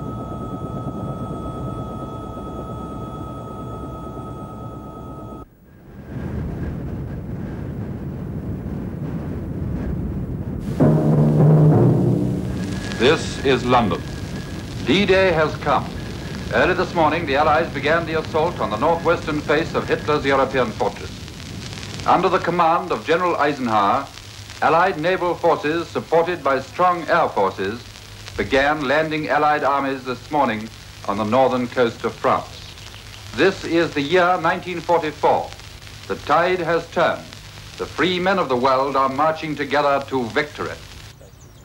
High on the Buffs, overlooking Omaha Beach, lie buried the bodies of nearly 10,000 Americans who died in the Normandy campaign. A further 1,600 missing in action are also remembered here. Father, son, and brothers rest side by side, men of varying faiths who died for one common cause, freedom. The majority of the graves contain the bodies of men from the US 29th and 1st Infantry Divisions who died in the initial assault at Omaha.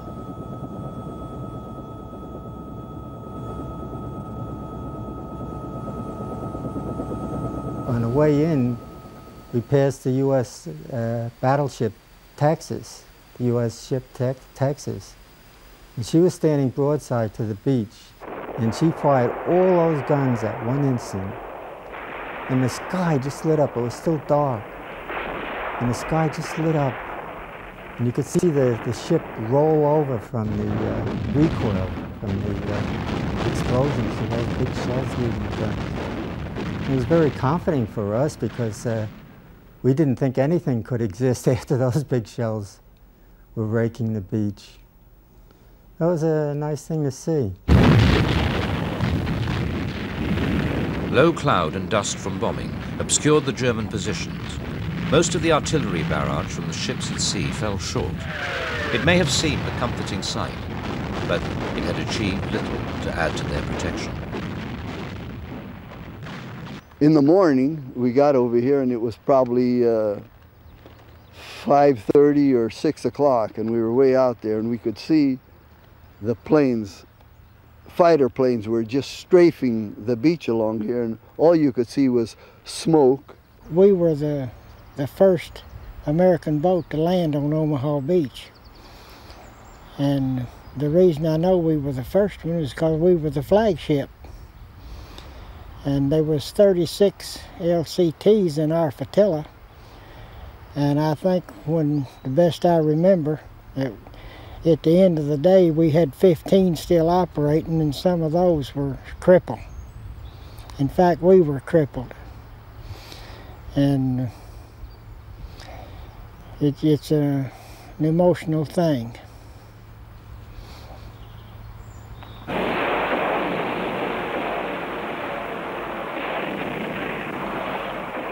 Whenever we would let the troops off, that's when the machine gun sitting up on top of the cliff, he was giving them a hard time.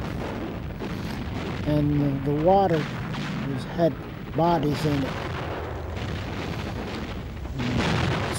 Lots of bodies.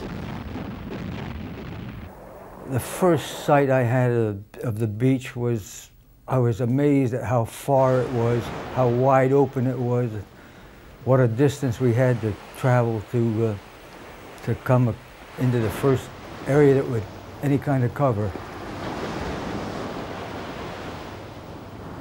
I left a lot of good people there on the beach. From their vantage point, high above this wide and exposed beachhead, the Germans were able to direct devastating machine and artillery fire onto the troops below. They had a position, a pillbox, right down on the water's edge. And you could be a blind man and fire up and down that beach and just hit anybody. And he was just raking that beach up and down and up and down. And so many of the men were getting hit from the side. The beach was a shambles. When I say shambles, there were dead everywhere you could look. There were wrecked vehicles, there were wounded men, there were blown up tanks. There were some with the curtains, as they called them, on them, which had made it but couldn't move because they'd been immobilized by the German artillery, which was still in place. For the Germans, overlooking the beaches, it looked as if the whole invasion was floundering and that the Allies might well be pushed back into the sea.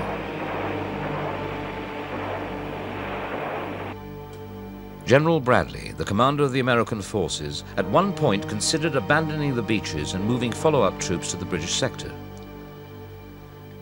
The Americans had refused the support of specialized British army. Of 27 tanks launched in support of the 116th Infantry Regiment, only 5 made it to the beach. The rest sank in the heavy swell.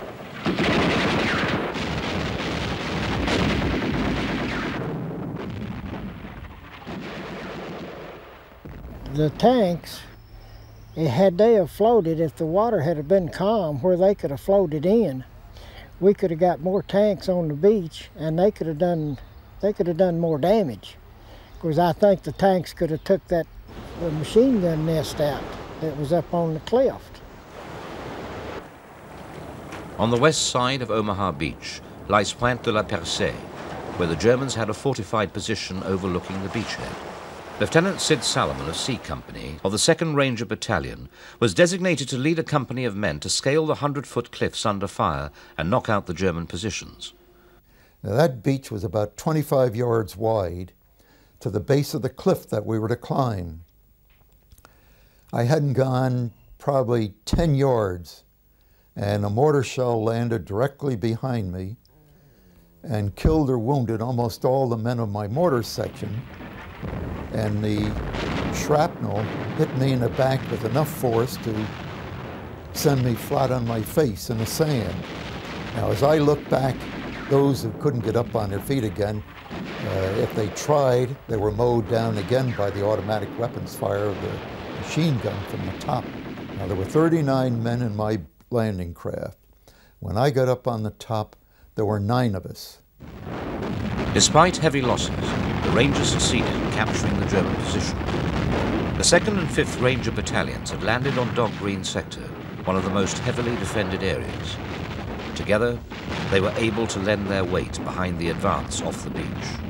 There were men laying in the water, hiding behind a tetrahydra, trying to escape from the fire.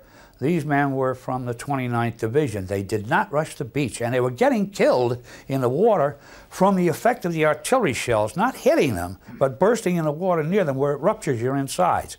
There was no troops off the beach. and General Coda was in the background waving his .45, and I thought he was a nut, standing up and waving his .45. Major General Norman Cotter of the 29th Division had arrived on the beach at 0730 hours. He immediately began moving among the tangle of infantry, pushing officers and urging men forward to break the deadlock. I heard a voice behind me say, "What's holding you up, soldier?" I didn't turn around. I just said it beats the shit out of me. And it turned out to be the general from the 29th Division.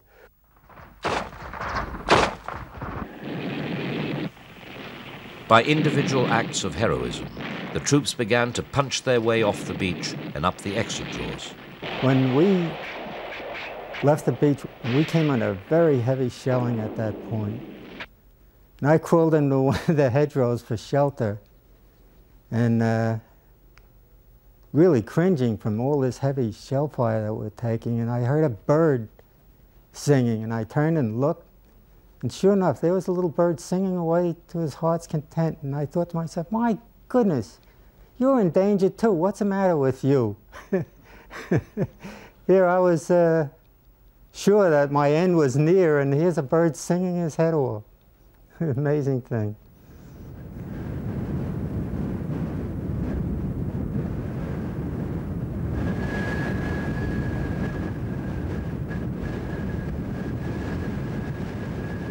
Prevailing westerly winds and the passage of time have all but eroded the scars of battle on Utah Beach.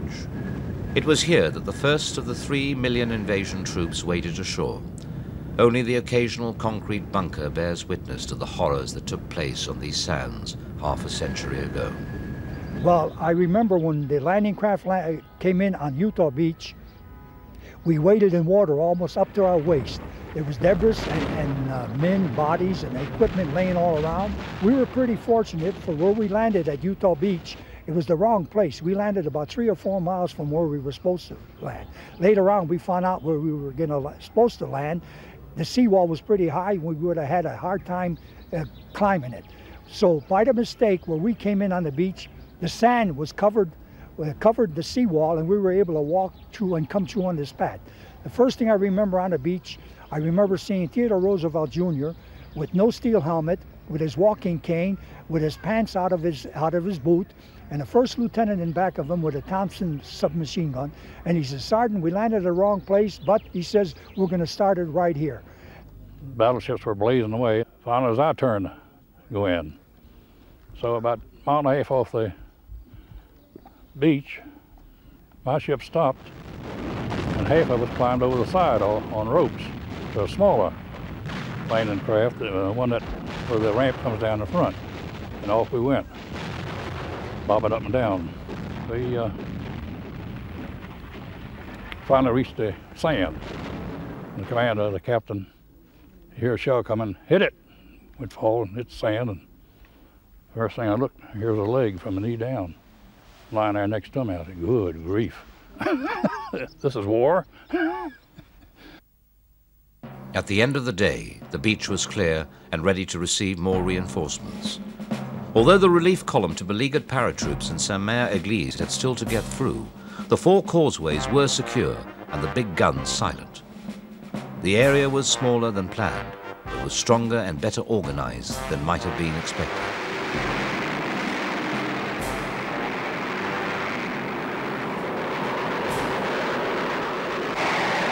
In the days following the initial landings, the Allied Air Force continued their round-the-clock attacks on road and rail links, effectively cutting off Normandy from the rest of France. The Hawker Typhoon, armed with 8 50-pound rockets, bore the brunt of the RAF's low-level ground attack against the retreating Germans. Such was the air superiority of the Allies that the Luftwaffe was prevented from making decisive air attacks on D-Day. One exception was a brief strafing attack on Sword Beach by 2 Fokker-Wulf 190s. You ever seen 1,000 bombers, yeah, 4-engine bombers surrounded by Mustang, by Spitfire, by P-47 in the hundreds, in the ceiling above you? Have you ever seen it? Have you ever heard this droning of 1,000 4-engine bombers? Have you ever? You wouldn't dare.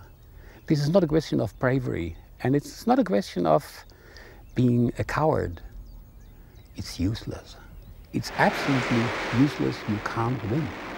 And so we thought it was useless, and we didn't dare.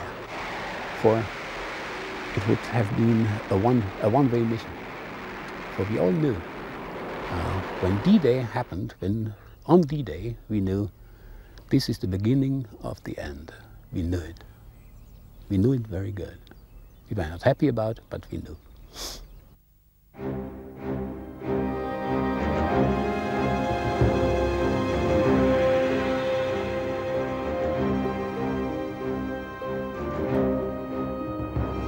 On the cliffs overlooking Gold Beach stood the German battery at Looming. The position had been bombed incessantly by the RAF with little effect. At 05:45 hours on D-Day, it was engaged by the Royal Navy.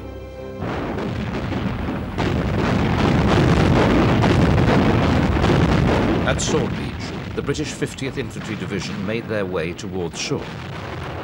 With them were No. 47 Royal Marine Commandos, who were ordered to take Port-en-Bassin and link up with the Americans at Omaha.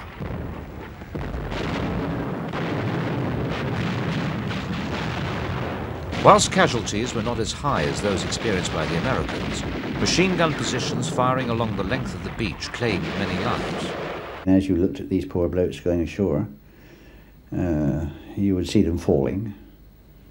In fact, you would see one fall, and the stretcher bearer, in this case, came back to pick them up, and he too fell. I mean, you've got all that sort of thing, obviously. People falling as they went up the beach, others being dragged up wounded, and so on. But they did make the beachhead, you see, they did make the top of the beach. You were obviously a part of it, but I felt very much safer on board my ship. The 3rd Canadian Infantry Division landed at Juno Beach. In the first mad rush for the shore, pieces of wood from exploding landing craft showered the troops sheltering amongst the breakwater.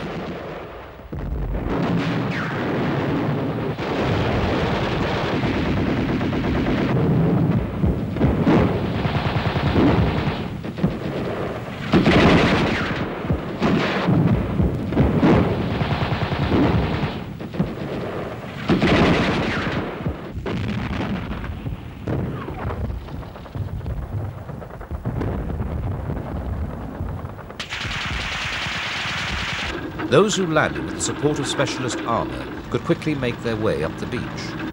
I noticed out on the beach it was almost deserted except for, I think it was 2 or 3 ranks of obstacles. I think there were hedgehogs connected up together and they were in staggered ranks. And I seen that there was a gap through there I could get through, so I steered the driver through this gap.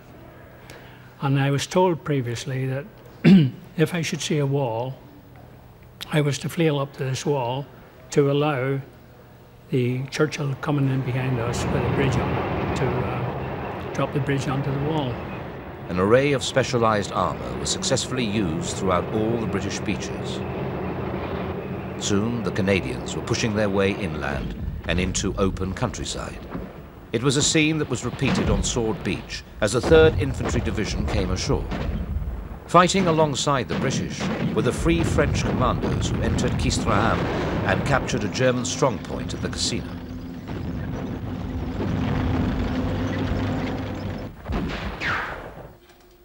The only VC won on D-Day was awarded to Sergeant Major Stanley Hollis of D Company, of the 6th Green Howards, who landed at Gold Beach. He knocked out a German machine gun pillbox and captured a neighbouring trench full of Germans. By nightfall, the 50th Armoured Division had pushed their way into the suburbs of Bayeux, the planned objective for D-Day.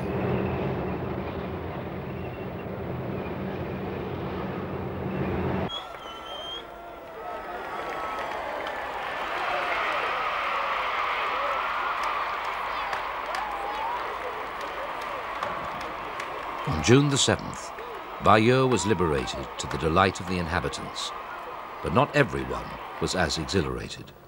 When I hear of these villages that we went through, with people coming out and cheering, Well, I never saw anybody cheering. We were met with a sort of sullen silence. But looking back on it, I can understand why. A lot of them were farmers. There was their cows dead in the field, their crops crisscrossed by tanks, you know. And while Jerry was there, they was allowed to go and get on with their farming. With the Atlantic Wall breached, the British began pushing their way deeper into enemy-held territory. Rommel's plan to halt the invasion of the beaches had failed, though the Allies knew they had to sustain their build-up before the Germans counterattacked.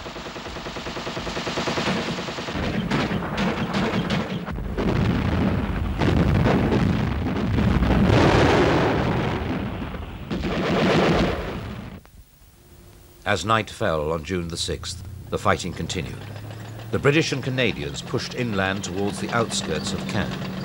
Eisenhower could be cautiously confident with the progress that had been made. The Allies were now established along a 61-mile stretch of coast. Through the night, exhausted troops slowly inched their way forward, peering into the darkness, broken only by the occasional flare and tracer fire.